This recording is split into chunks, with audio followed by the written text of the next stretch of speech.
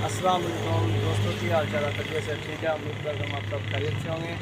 अच्छा यार, काफ़ी दिन तो ना मैंने यानी कि यारा दोस्त के मुताबिक हंसी खेली दी वीडियो बनाई दी सीगियां ते अज तुहानूं हुण मैं अपने काम की डिटेल के बारे अपने काम के बारे तुहानूं दसांगा किस तरीके मैं काम करता वा। तो देखिएगा हम फर्मे खाली करता वा किस तरीके मैं खैर कर देता हूँ सर। हर वीडियो के विच ना हर चीज़ समझावांगा, हर चीज़ दिखावांगा तुहानूं इंशाअल्लाह।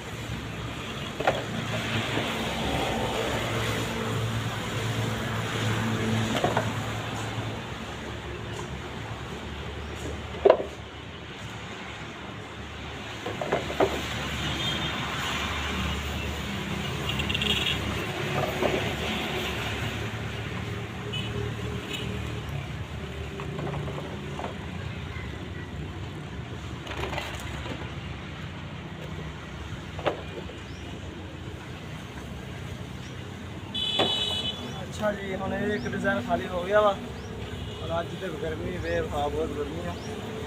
एक डिज़ाइन खाली किया वा, हम दूसरे डिज़ाइन बारे तुम दिखाने। दूसरे डिज़ाइन किमें खाली करना वा, फिर बाद किस तरीके डीजल लाना वा, किस तरीके माल मिक्स करना, तो करे हर चीज़ दसियावांगे।